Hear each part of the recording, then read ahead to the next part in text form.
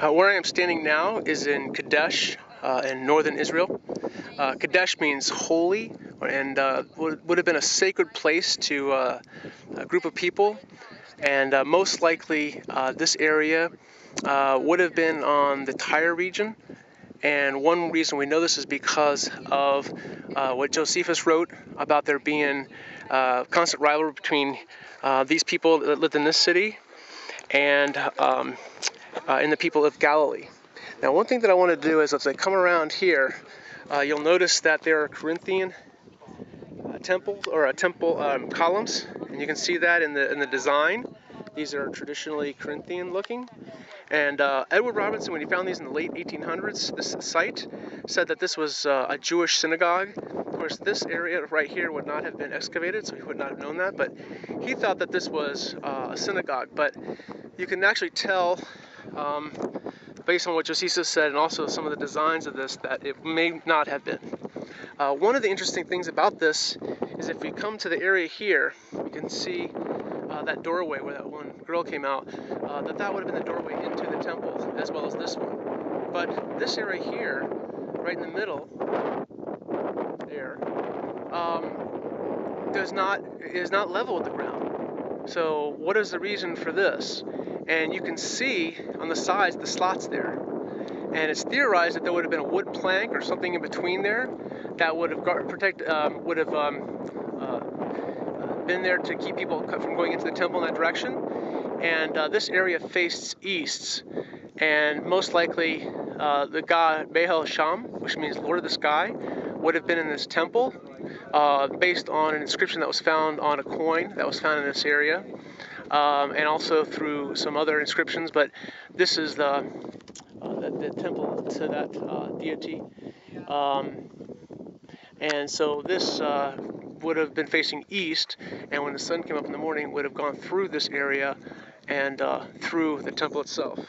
Now, as I come through here, I'm just doing my, let's see,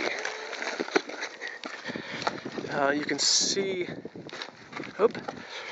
the other parts of this temple area, and as I come into the main period here, you can see wall, these connections, or these holes, and all the way up you see where some sort of wood plank would have been.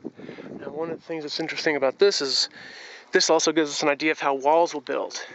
And maybe you can see this, but you can see that certain rocks are actually perpendicular to the other ones, and the stone structure is in two columns here, and in between you've got perpendicular ones to give it strength. So in essence, you've got a two-wall system, and there's a gap in between them. So if one wall gets demolished or broken, then basically the next step is that the invaders would have to then break apart this rock, this wall.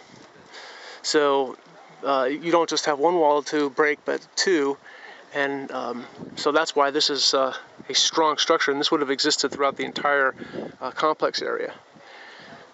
And again, this is the whole palace. Where we were just presently over here would have been the outer court area. And again, at this point, we're facing east. And this is the surroundings over here. And right now there's a farmland here and the inside of this palace.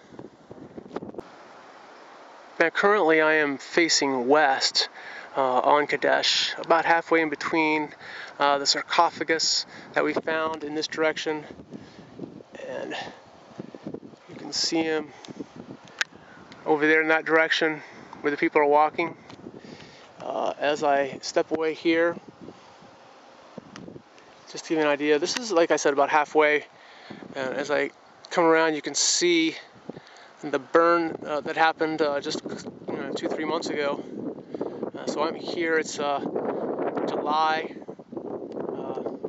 9th, 2013, and the fire would have happened April-May time period. And over here is the temple of Baal Sham, and you can just see the countryside as I will come around.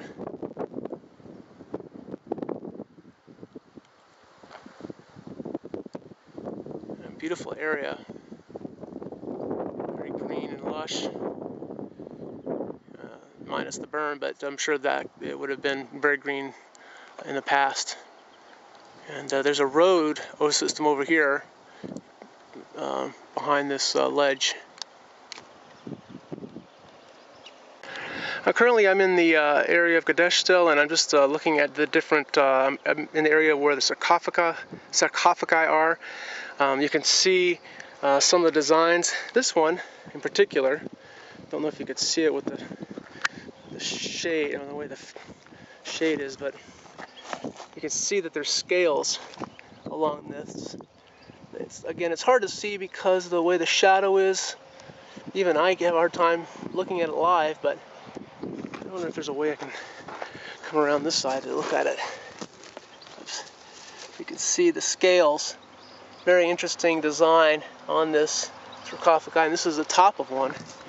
And then you can also see here the different designs. Interesting here. And I come up to this one. This is would have been the bottom. You can see the different parts of it. And right now, this is a double one. You can see side by side, probably for husband and wife. And as I come over to this one, we're facing west. You can see the floral design.